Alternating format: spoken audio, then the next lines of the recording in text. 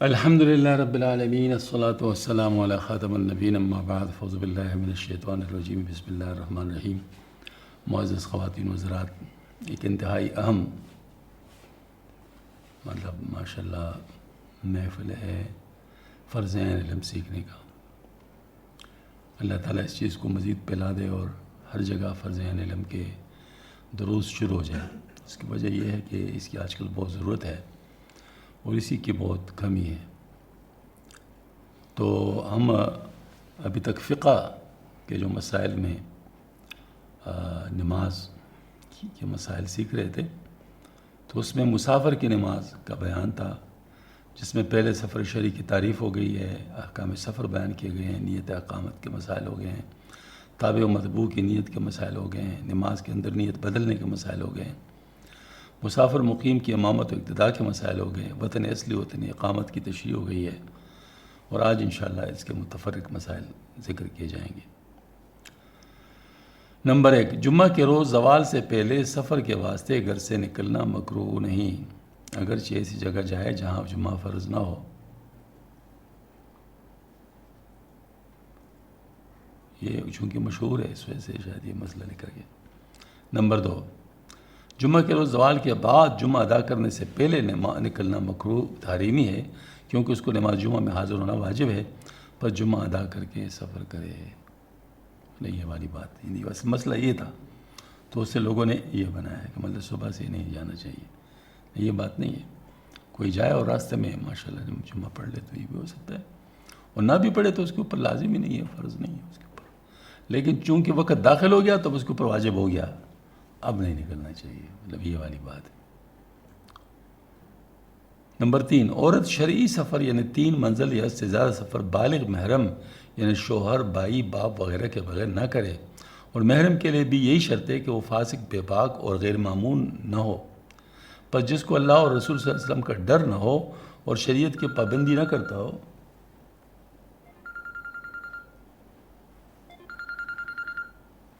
جی وعلیکم السلام۔ جی ہاں ہاں، ډیر ښه، صحیح ده، بس صحیح ده، وبه شي نه، بس ٹھیک ده، وبه شي انشاءالله، بس ٹھیک ده، صحیح ده، اوکے، السلام علیکم، السلام علیکم۔ تو میں کیا عرض کر رہا تھا کہ عورت شرعی سفر یعنی 3 منزل یا اس سے زیادہ سفر بالغ محرم یعنی شوہر، بھائی، باپ وغیرہ کے بغیر نہ کرے، اور محرم کے لیے بھی یہی شرط ہے کہ وہ فاسق، بے باک اور غیر معمون نہ ہو، بس جس کو اللہ اور رسول صلی اللہ علیہ وسلم کا ڈر نہ ہو اور شریعت کی پابندی نہ کرتا ہو، ایسے محرم کے ساتھ بھی سفر کرنا درست نہیں ہے۔ 1 یا 2 دن کا سفر بھی بغیر محرم کے کرنا بہتر نہیں ہے، لیکن اگر قافلے کے ساتھ ہو تو پھر 3 دن سے کم کی راہ بغیر محرم کے جانا جائز ہے۔ ہاں جی، مطلب 3 دن سے کم اگر ہو اور قافلے کے ساتھ ہو، 2 شرطیں ہیں، قافلے کے ساتھ ہو اور 3 دن سے کم کا سفر ہو، تو پھر جو ہے نا مطلب شرعی محرم کے بغیر جانا جائز ہے۔ یہ اصل میں بہت اہم بات ہے، آج کل فسق و فجور جس طرح پھیلا ہوا ہے، یعنی آپ حضرات کو شاید معلومات نہیں ہوں گی، لیکن مجھے کچھ معلومات ہیں، اللہ پاک مجھے معاف کرے، مطلب ایسی باتیں مجھے لوگوں نے خود بتائی ہیں، یعنی یہ نہیں کہ مطلب میں نے کسی غیر سے سنی ہے، تو آج کل محفوظ نہیں ہے۔ مطلب یہ ہے کہ جو شرعی محرم بھی ہے، اگر وہ اللہ پاک سے نہ ڈرتا ہو تو بہت کچھ واقعات ہو سکتے ہیں، تو اس وجہ سے بہت محتاط رہنے کی ضرورت ہے۔ نمبر 4، عورت شرعی سفر یعنی 3 منزل یا اس سے زیادہ سفر بالغ محرم یعنی شوہر، بھائی، باپ وغیرہ کے بغیر نہ کرے، اور محرم کے لیے بھی یہ شرط ہے کہ وہ فاسق، بے باک اور معمون نہ ہو، پس جس کو اللہ اور رسول کے کا ڈر نہ ہو، شریعت، یہ تو ہو گیا میرا حال۔ اگر مسافر کو چوروں، ڈاکو یا کسی دشمن یا بلا کا خوف ہو، یا قافلہ نماز پڑھنے کی مقدار نہ ٹھہرے، تو نماز کو مؤخر یا قضا کر سکتے ہیں، جبکہ نماز پڑھنے پر کسی طرح قادر نہ ہو، مثلا سواری پر نہیں ہے، پس قدرت ہوتے ہوئے قضا کر دینے سے گناہگار ہوگا، قادر نہ ہو تو گناہگار نہ ہوگا۔ یہ والی بات ہے، مطلب یہ ہے کہ کوئی ایسی حالت ہے جو کہ انسان ایوائڈ نہیں کر سکتا کس طریقے سے، تو اس میں اگر وہ معذور ہے تو شرعاً معذور ہو جائے گا. ایک دفعہ افغانستان کے جہاد میں ایک صاحب بتا رہے تھے کہ نماز کا وقت ہو گیا اور 1 میٹر کے فاصلے پر میرے ساتھ پانی کا وہ جو ہے نا وہ نالا بہہ رہا تھا، لیکن مگر اس طرف جاتا تو میں دشمن کے سامنے آ جاتا اور مسلسل گولیاں چل رہی تھی، تو میں معذور تھا تو آگے اس طرف نہیں جا رہا سکتا تھا. تو اس وجہ سے میں نے پھر تیمم سے نماز پڑھی. تو کیا یہ نماز ہو گئی یا نہیں؟ مفتی صاحب سے پوچھے کیا یہ نماز ہو گئی یا نہیں. مفتی صاحب نے کہا میرے ساری عمر کی نمازوں کا ثواب لے لیں اور مجھے اس نماز کا ثواب دے دیں. آج مطلب ظاہر ہے وہ جو آپ کو اللہ کے راستے میں ایسی خوف کی حالت میں آپ کو نماز پڑھنا نصیب ہوا تو یہ تو بہت بڑی بات ہے. نمبر 9، سواری پر اور کشتی میں نماز پڑھنے کے مسائل. نمبر 1، شہر یا بستی سے باہر گھوڑے وغیرہ جانور پر سوار ہو کر نفل نماز پڑھنا جائز ہے. نفل نماز جس کو آج کل نے مطلب ملٹیپلائی کر دیا، مطلب وہ جو ہے نا وہ فرض بھی اس طرح پڑھتے ہیں. یہ لوگوں کے مسائل ہیں، شرعی مسائل نہیں ہیں. لوگوں نے تو بہت کچھ آسان کیا ہے. وہ کہتے ہیں ایک عرب تھے، وہ تو موبائل جیب میں پڑا ہوا تھا، تو موبائل آ گیا، نماز پڑھ رہے تھے تو جیب سے نکال کہتے اخف الصلاۃ اور پھر نیچے رکھ دی، اس میں رکھ دیا. تو پیچھے کوئی آدمی تھا تو اس نے دیکھ لیا وہ نماز میں. نماز کے بعد اس سے پوچھا کہ آپ نماز دہرائیں گے نہیں؟ اس نے کہا کیوں؟ اس نے کہا آپ نے تو بات اس میں کر لی تو نماز تو ٹوٹ گئی. انہوں نے کہا عندکم یا عندنا ام عندنا، یعنی آپ کے نزدیک یا ہمارے نزدیک. اب اس کے کیا جواب دے سکتے ہیں؟ یعنی آپ کے نزدیک ٹوٹ گیا، ہمارے نزدیک نہیں ٹوٹی. اب ایسی صورت میں آدمی کسی کو کیا کہہ دے؟ یہ واقعہ میرے ساتھ بھی ہوا ہے. میرے ساتھ اس طرح ہوا کہ ہم بس میں جا رہے تھے اور نماز کا وقت جا رہا تھا، مغرب کا وقت تھا. تو بڑی مشکل سے ہم نے مسجد بس والوں کو قائل کر دیا کہ بس 3 رکعتیں جلدی جلدی پڑھ لیں گے، دور بھی نہیں جائیں گے، بالکل بس کے ساتھ ہی پڑھ لیں گے. کپڑا ہمارے پاس ہے، وضو ہے، تو بس کھڑے ہو جائیں اتنا کہ ہم نماز پڑھ لیں. تو 2 آدمی ہم اتر گئے، باقی کوئی نہیں اترا. 2 آدمی ہم اترے. تو میں نے کہا بھائی جماعت کرتے ہیں جلدی جلدی. تو وہ کہتے کتنی رکعت؟ میں نے کہا 3 رکعت. کہتے نہیں 2 ہوتی ہے. میں نے کہا بھائی 2 جو ہے نا مغرب کی نہیں ہے، وہ جو 4 رکعت والا وہ 2 ہو جائے. کہتے نہیں 2 ہوتی ہے. میں نے کہا میں نے نیت مان لی. میں نے کہا اس کے ساتھ بات کرنے وہ چیخ اٹھیں گے بھائی کیا. تو میں نے اپنے علیحدہ نماز پڑھ لی. اس نے 2 رکعت پڑھ کے چلا گیا. اب ایسے آدمی کو کوئی کیا کہے گا؟ حضرت مولانا احمد اللہ رحمۃ صاحب نے ایک بڑی قیمتی بات فرمائی. فرمایا افسوس خود جانتے نہیں. افسوس کہ خود جانتے نہیں اور جو جانتے ان کی مانتے نہیں. تو پھر ان کی اصلاح کیسے ہو؟ تو بالکل یہی صورت حال ہے آج کل. ہر ایک آدمی عالم بنا ہوا ہے جہالت کے ساتھ. ہر ایک آدمی عالم بنا ہوا ہے جہالت کے ساتھ. ایسی صورت میں بس فتنہ ہی فتنہ ہے، اور کیا کریں.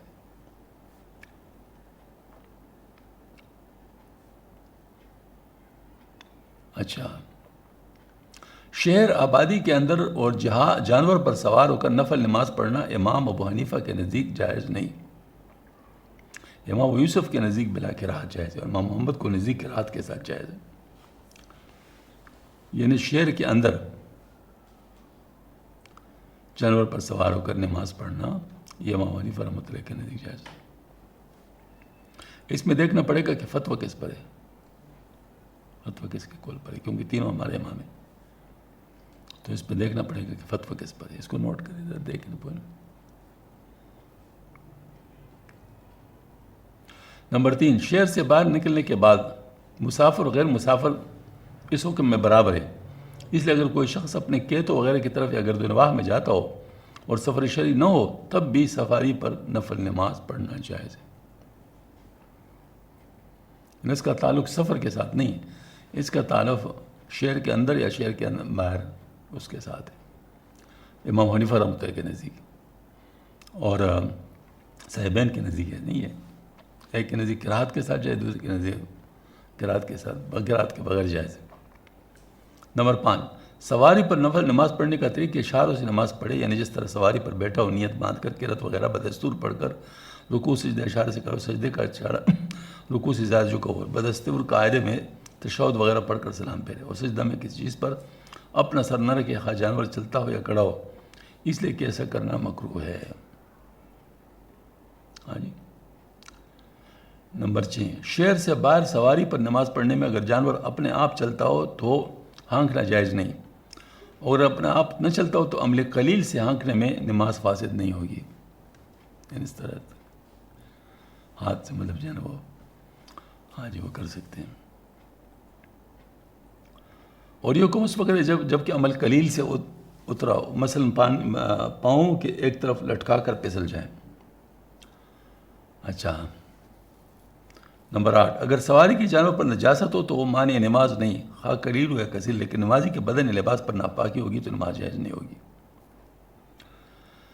نمبر 9، ہر شخص کو اپنی اپنی سواری پر اکیلے اکیلے نماز پڑھنا چاہیے، اگر وہ جماعت سے پڑھیں گے تو امام کی نماز جائز ہوگی، جماعت کی نماز جائز نہیں ہوگی، اور اگر مقتدی سب ایک ہی جانور پر سوار ہو تو سب کی نماز جائز ہو جائے گی، یعنی اپنے اپنے سواریوں پر ہو تو محل جدا ہے، محل ایک نہیں ہے، جماعت کے لیے محل ایک ہونا ضروری ہے، تو لہٰذا وہ نہیں ہوگی۔ لیکن اگر ایک جانور کیا مطلب جیسے کشتی میں سوار ہے، بس پہ سوار ہے، تو اگر ریل پہ سوار ہے تو جماعت کچھ کی جا سکتی، مطلب اس میں کوئی مسئلہ نہیں ہوگا۔ نمبر 10، جانور پر محمل غفاری میں اور گاڑی میں نماز پڑھنے کا وہی حکم ہے جو جانور پر پڑھنے کا بیان ہوا۔ نمبر 11، پیدل چلنے کی حالت میں بالاجماع نماز پڑھنا جائز نہیں۔ اچھا، نمبر 12،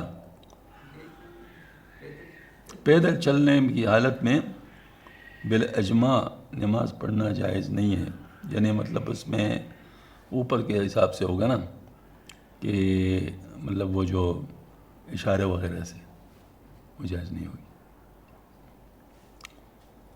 نمبر 12، فرض نماز سواری پر پڑھنے کے مسائل۔ نمبر 1، جانور پر سواری کی حالت میں فرض نماز پڑھنا بلا عذر جائز نہیں ہے، اور عذر کے ساتھ جائز ہے۔ نماز جنازہ، نماز وتر اور نظر اور وہ نفل سنت نماز جس کو شروع کر کے توڑ دینے کی وجہ سے قضا کرنا واجب ہوگا، اور سوار نہ ہونے کی حالت میں پڑھی ہوئی آیت سجدہ ان کا حکم یعنی فرض نماز کی طرح ہے۔ نمبر 2، وہ عذرات جن سے فرض نماز سواری پر پڑھنا جائز ہے یہ ہیں: جانور سے اترنے میں اپنے جان و مال و اسباب یا جانور کے حق میں چور، ڈاکو، درندہ یا دشمن کا خوف ہو، یا ساتھیوں کے چلے جانے کا خوف ہو، یا جانور شریف ہو کر اترنے کے بعد اس پر نہ چڑھ سکے، یا بیماری یا ضعیفی کی وجہ سے دوبارہ نہ چڑھ سکے اور کوئی دوسرا آدمی چڑھانے والے بھی موجود نہ ہو، یا عورت ہو جو بغیر مدد کے اتر چڑھ نہ سکتی ہو اور محرم موجود نہ ہو، یا عورت کو کسی فاسق سے خوف ہو، یا تمام زمین میں کیچڑ ہو، کہیں خشک جگہ نماز کے لیے نہ ہو۔ عذر کی حالت میں نماز سواری پر پڑھی ہوئی فرض و واجب نماز کا عذر دور ہونے کے بعد اعادہ لازم نہیں، یعنی عذر کے ساتھ ہو گیا تو بس ہو گیا۔ نمبر 3، اگر سواری کو ٹھہرا کر قبلے کی طرف منہ کر کے نماز پڑھنا ممکن ہو تو فرض و واجب نماز کے لیے سواری کو ٹھہرانا اور قبلے کی طرف منہ کرنا لازمی ہے، ورنہ نماز جائز نہیں ہوگی۔ اور اگر ٹھہرانا ممکن ہے لیکن استقبال قبلہ ممکن نہیں تو ٹھہرانا لازمی ہو اور استقبال قبلہ معاف ہے، اور اگر ٹھہرانا ممکن نہ ہو لیکن استقبال قبلہ ممکن ہو تو استقبال قبلہ لازمی اور ٹھہرانا معاف ہے۔ نمبر 4، فرض واجب نمازوں کی سواری پر ادا کرنے کے باقی مسائل وہی ہیں جو نوافل کی سواری پر ادا کرنے کے بیان کرنے۔ اگر محمل یا گاڑی پہلے یکا وغیرہ کا ایک سرا جانور کے اوپر رکھا ہو تو خواہ وہ گاڑی چلتی ہو یا ٹیری ہوئی ہو، اس میں نماز پڑھنے کا حکم وہی ہے جو جانور پر نماز پڑھنے کا ہے، یعنی فرض و واجب بلا عذر جائز نہیں اور سنت و نفل بلا عذر جائز ہے۔ اور گاڑی کا جوہ جانور پر نہ ہو تو وہ زمین پر تخت کے حکم میں ہے، پس اس میں نماز فرض بلا عذر بھی جائز ہے، مگر قیام پر قدرت ہوتے ہوئے کھڑے ہو کر پڑھے، اور اگر قیام پر قدرت نہ ہو تو اترنا بھی ممکن نہ ہو تو پھر بیٹھ کر پڑھے۔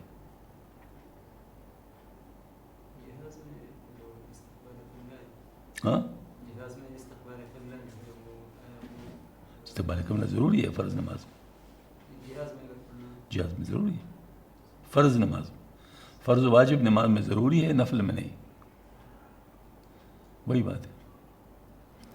اس کو بھی لوگوں نے عام کر دیا ہے، مطلب یہ کہ وہ یہ حاجی سارے ہیں بالکل، وہ جو ہے نا بس بیٹھ کر نیت مان لیتے اور وہ اس طریقے سے پڑھ لیتے، تو حالانکہ یہ طریقہ ٹھیک نہیں ہے۔ مطلب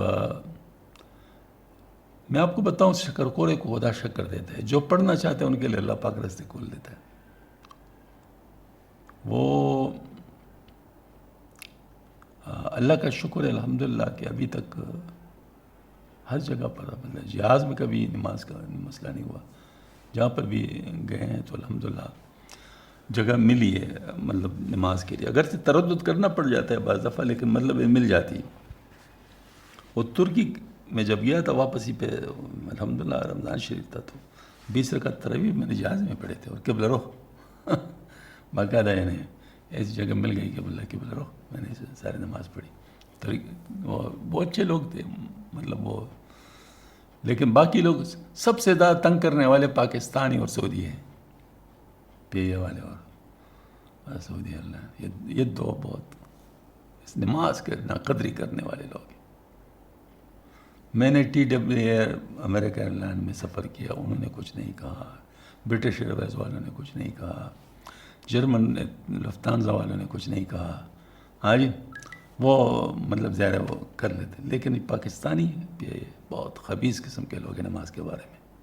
ہاں جی ان کو نماز کی کوئی قدر نہیں ہے. اس طرح سعودی والے بھی مطلب یہ ٹھیکیدار بنے ہوئے ہیں اور مسئلے بتائیں گے آپ کو. ہاں اس طرح حالانکہ بھئی تم کون ہو؟ بھئی تم عالم توڑو. مسئلہ ہمارے علماء سے پوچھیں گے یا تم سے پوچھیں گے؟ تو وہ جو ہے نا مسئلے بتائیں گے، حالانکہ مسئلہ بتانا ان کی ذمہ داری نہیں، ان کا کام ہی نہیں. یہاں تک کہ خبیث ہیں کہ حاجیوں کے ساتھ اتنا گڑبڑ کرتے ہیں کہ اجتماعی طور پر نماز قضا کروا دیتے ہیں. کیسے قضا کرواتے ہیں؟ باقاعدہ کانا کھلا کے شٹر بند کر کے تاکہ سو جائیں، اور نماز سب کی رہ جاتی. میرے ساتھ جو جاتے رہے ہیں ان کو اس ساری چیزوں کا پتہ ہے کہ کیا کیا ہوا ہے. ہاں جی اس طرح مطلب ہوتا ہے. اور میں اپنے ساتھیوں کو کہا کرتا ہوں کہ بھئی وضو آپ نے کم از کم رکھنا ہے، سونا نہیں، کیونکہ سونے میں پھر جہاز میں وضو کرنا بڑا مشکل ہو جاتا ہے. مطلب یہ سب سے بڑا مسئلہ ہوتا ہے. تو وہ تنگ بھی اسی پہ کرتے ہیں. تو اگر آپ کا وضو ہے تو پھر صرف ایک لڑائی باقی رہ جاتی ہے کہ آپ کھڑے ہو کر کہاں نماز پڑھیں. تو چلو اس کے لیے آپ لڑ لیں گے لیکن اگر وضو بھی کرنا ہوا تو پھر 2 دفعہ لڑنا پڑتا ہے. تو اس وجہ سے بہتر یہی ہے کہ وضو آدمی، بلکہ اس کے لیے ہم نے اسپیشل ایک طریقہ بھی ڈیزائن کیا ہوا ہے. یہ اسپرے والی بوتل نہیں ہے، یہ اگر کسی کے ساتھ ہو نا اسپرے والی بوتل تو ایسے ماشاءاللہ پورا وضو ہو سکتا ہے. جگہ بھی گیلی نہیں ہوگی اور آپ کا وضو بھی ہو جائے گا. مطلب یہ ہے کہ آپ مطلب ہاتھوں پہ کر لیں، کم از کم 1 دفعہ کر لیں، باقی تو 3 دفعہ تو سنت ہے. مطلب وہ ایسا حالت میں تو آپ کے لیے مطلب وہ ہے عذر ہے. وہ اس میں جو ہے نا مطلب وہ جو منہ میں ڈالنا وہ بھی سنت ہے، لیکن بہرحال اگر کرنا چاہے تو کر سکتے ہیں، کر لیں. پھر مطلب یہ ہے کہ 1 دفعہ آپ جو ہے نا چہرہ اس کو اسپرے اس پہ مارے اور اس پہ ہاتھ پھول پر مار لیں. اتنا اسپرے کر لیں کہ 1 قطرہ نیچے یعنی آپ کے اوپر بے شک کر جائے. ہاں جی اور ہاتھوں کے ساتھ بھی اس طرح کر لے، بس 1 قطرہ نیچے گیا تو بس کافی ہے. ہاں جی پھر مسا کہ میں تو قطرہ گرنے کی ضرورت بھی نہیں ہے. پیروں کے ساتھ بھی دھونے کے ساتھ بھی ہے کہ وہ اسپرے سے بہت یعنی 1 اسپرے کا بوتل آپ کے پاس ہو تو اس میں غالباً 2 وضو ہو سکتے ہیں آسانی کے ساتھ. مطلب جو ہے وہ ہو جاتے ہیں. تو بیٹھے بیٹھے اپنے سیٹ کے اوپر آپ وضو کر سکتے ہیں. ایک طریقہ تو یہ ہے.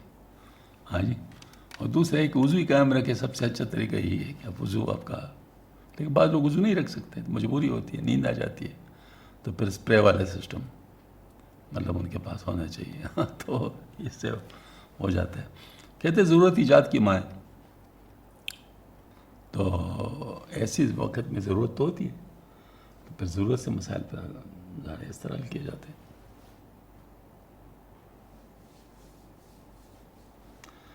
اچھا اب آ گیا کشتی و جہاز میں نماز پڑھنے کا مسائل.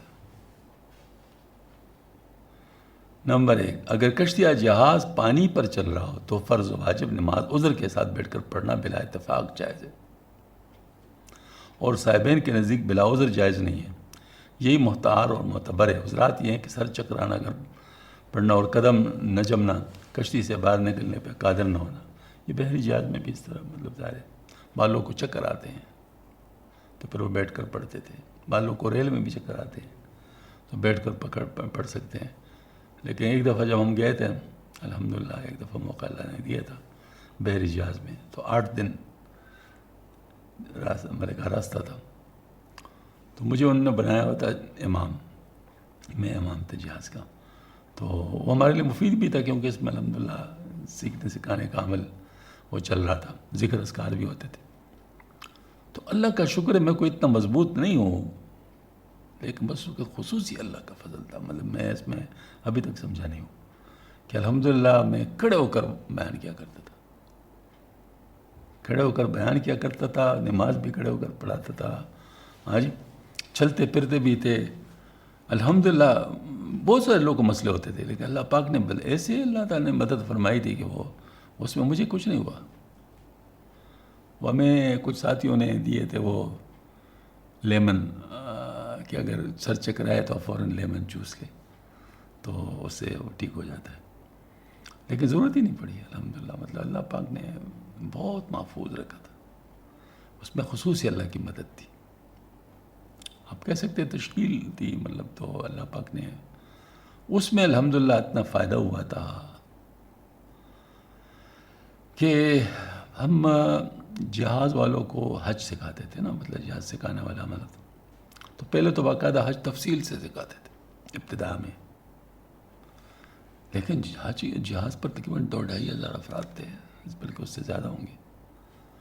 تو ایسی صورت میں بالخصوص عورتوں کے سکھانے کا عمل، اور تو ہم نے جماعتیں بنائی تھیں. تو جماعتی شکل میں مطلب جو ہے نا وہ جاتے تھے مختلف جگہوں پہ اور وہیں پر سکھاتے تھے. تو اخیر میں ہم اس حد تک ہو گئے تھے کہ 5 منٹ میں حج سکھا دیتے تھے. ضروری چیزیں مطلب سکھا دے کہ اس طرح کرنا ہے، اس طرح کرنا ہے، اس طرح کرنا ہے، یہ مطلب یہ ہوتا تھا. تو مطلب ظاہر ہے کہ وہ بہت اچھی مطلب ہے کہ ایک پریکٹس تھی. اور میں سمجھتا ہوں کہ بحری جہاز میں جانے سے بڑا فائدہ ہوتا ہے، کیونکہ اس میں 8 دن جو ہوتے ہیں نا، وہ اس میں آپ اور کچھ نہیں کر سکتے، بس آپ کی تشکیل ہو گئی صرف حج کی سیکھنے کی. تو آپ 8 دنوں میں حج اچھی طرح سیکھ سکتے ہیں اور بہت کچھ سیکھ سکتے ہیں، کیونکہ ٹائم ہے نا آپ کے پاس، تو آپ اپنا ٹائم یوٹیلائز کر سکتے ہیں، کیونکہ اور کوئی کام تو کر نہیں سکتے آپ. تو لیکن یہ ہوائی جہاز والا سفر، اس میں تو بس آدمی چیزوں کو دیکھتے دیکھتے چلا جاتا ہے، تو کچھ بھی نہیں سیکھتا، نتیجہ کورے کا کورا پہنچتا ہے اور بہت ساری چیزیں رہ جاتی ہیں. اچھا، اگر کشتی پانی پر چل نہ رہی ہو بلکہ کنارے پر بندھی ہوئی ہو تو اس میں قیام پر قادر ہوتے ہوئے بیٹھ کر نماز پڑھنا بالاجماع جائز نہیں، کیونکہ یہ زمین کی مسئلہ ہے. لیکن جس عذر کی وجہ سے زمین پر بیٹھ کر نماز پڑھنا جائز ہو، اس عذر سے کشتی و جہاز پر بیٹھ کر بھی نماز پڑھنا جائز. ٹھیک ہے، صحیح. نمبر 3، کشتی و جہاز میں نماز شروع کرتے وقت قبلے کی طرف منہ کرنا لازمی ہے. اب سمجھ میں آ گئی بات؟ کشتی و جہاز میں نماز شروع کرتے وقت قبلے خواہ وہ نماز فرض ہو یا واجب ہو یا سنت و نفل ہو. جب کشتی گھومے تو نماز پڑھنے والے بھی اپنا منہ قبلے کی طرف پھیر لیں، اور ہر دفعہ کشتی کے گھومنے کے ساتھ قبلے کی طرف گھومتا جائے یہاں تک کہ تمام نماز قبلے کی طرف پوری کر لے. اگر قدرے کا وجود قبلے کی طرف نہیں گھومے گا تو اس کی نماز بالاتفاق جائز نہیں ہوگی. نمبر 4، کشتی میں بیٹھ کر نماز پڑھنے کی صورت میں رکوع اور سجود پر قادر ہوتے ہوئے اشاروں سے نماز پڑھنا بالاجماع جائز نہیں ہے، اور رکوع سجود پر قادر نہ ہو تو اشارے سے نماز پڑھنا پھر جائز ہوگا.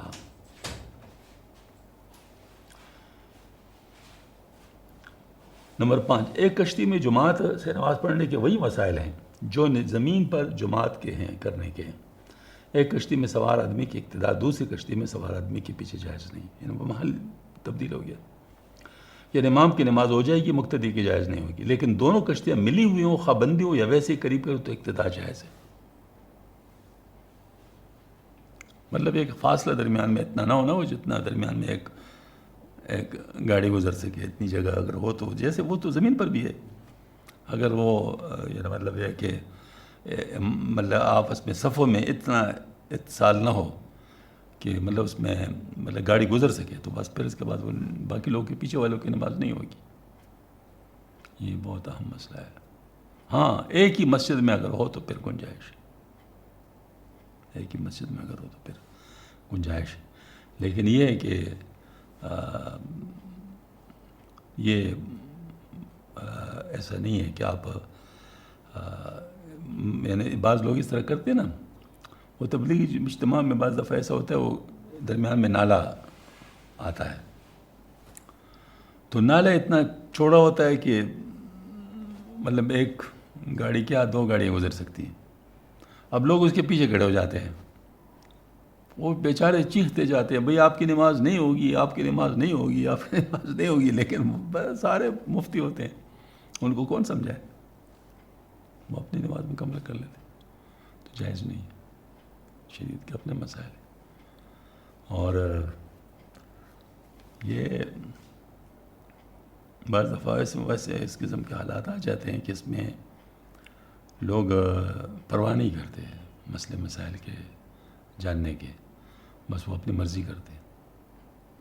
تو شریعت تو اپنی مرضی کو چھوڑنا ہے اور اللہ تعالیٰ کی مرضی کے سامنے سرنڈر کرنا ہے.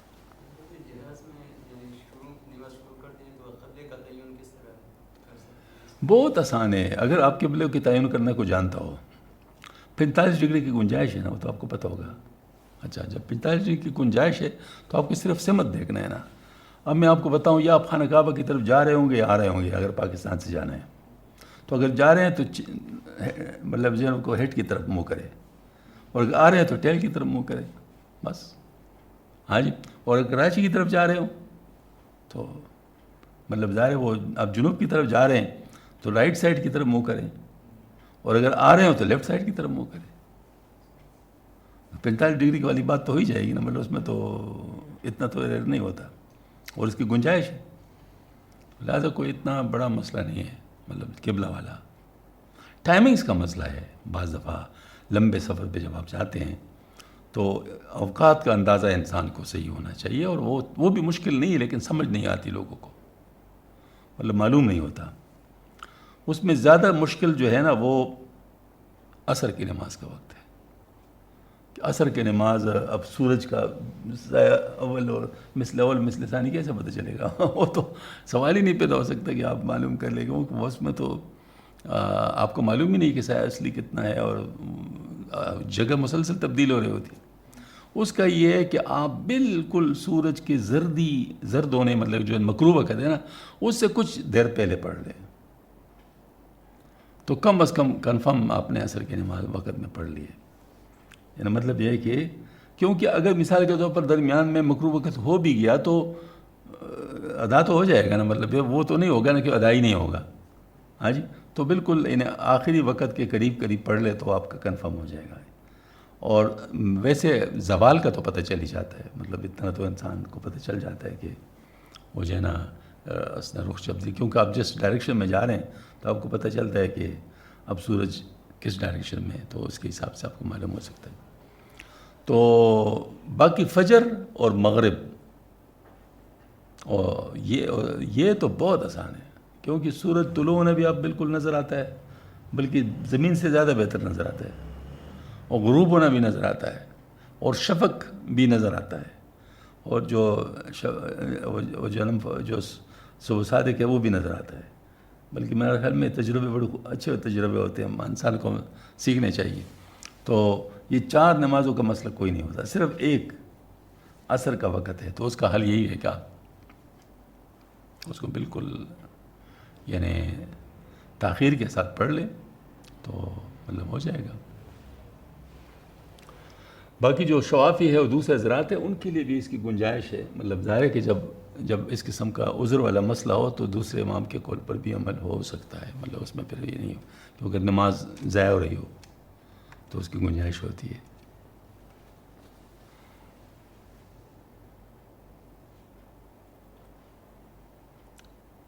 اچھا، ریل گاڑی میں نماز پڑھنے کے مسائل. نمبر 1، ریل گاڑی میں نماز پڑھنا جائز ہے، خواہ وہ نماز فرض ہو، واجب ہو یا سنت و نفل ہو، اور خواہ کوئی عذر ہو یا نہ ہو، اور خواہ وہ ریل گاڑی چل رہی ہو یا ٹھہری ہوئی ہو، اس لیے کہ ریل گاڑی زمین پر رکھے ہوئے تخت کی مانند ہے، اور جانور پر رکھی ہوئی گاڑی کا مانند بھی مان لیا جائے تب بھی عذر کی وجہ سے اترنے کی ضرورت نہیں، کیونکہ چلتی ریل میں اترنا ممکن نہیں، اور کڑی ریل میں سے اترے گا تو اس کے چل دینے عمال کے اسباب کی جاتے رہنے کا اندیشہ ہے. اور یہ امید ہو کہ نماز کا وقت باقی رہنے تک اترنے کا موقع مل جائے گا، تب بھی ریل گاڑی میں نماز پڑھنا جائز ہے، کیونکہ نماز شروع کرتے وقت عذر کا ہونا معتبر ہے. اگرچہ آخر وقت میں اس عذر کے دور ہو جانے کی امید ہو، لیکن آخر وقت تک انتظار کرنا مستحب ہے۔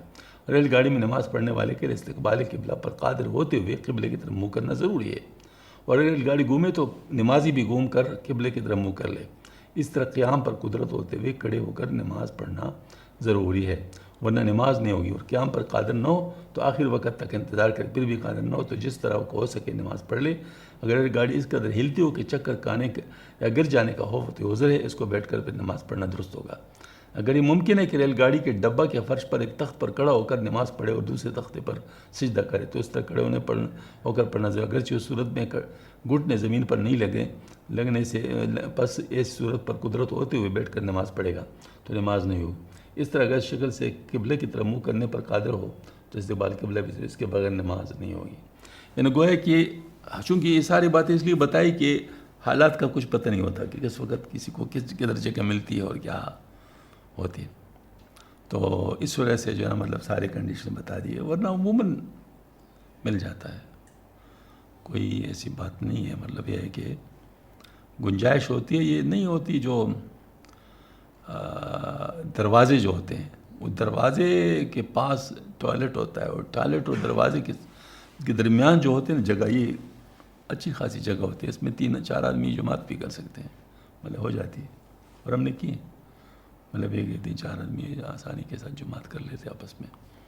تو یہ جگہ مطلب چونکہ یہاں کوئی بیٹھتا نہیں ہے نا، تو یہاں تو صرف لوگ جاتے ہیں، پیسے جو ہوتا ہے، تو ہاں ٹھیک ہے کہ آپ لمبی نماز نہ پڑھیں کیونکہ لوگ کی گزرگاہ ہے، ایسا نہ ہو کہ آپ لوگ کے لیے مسئلہ بنا دیں، تو ایسا نہ کرے، لیکن یہ بات ہے کہ نماز آپ پڑھ سکتے ہیں۔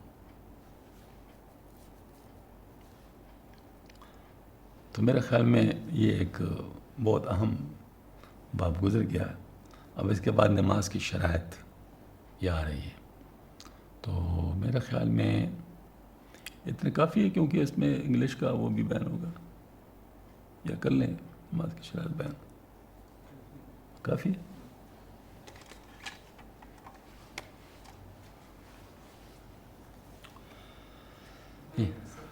جی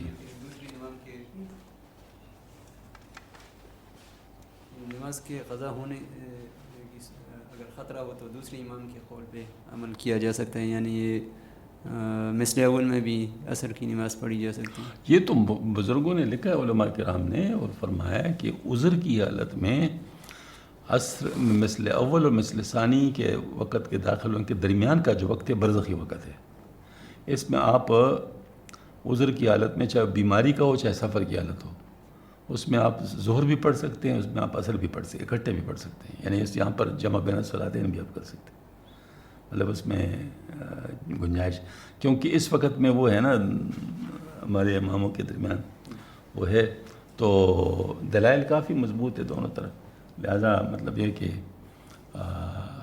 حضرت گنگوئی رحمۃ اللہ کا تو فتویٰ ہے کہ اگر کسی نے مثل اول کے بعد نماز پڑھی ہے، ظہر کی نہیں عصر کی پڑھی ہے، تو اس کو دہرانے کی ضرورت نہیں ہے، کافی مضبوط کا فتویٰ ہے۔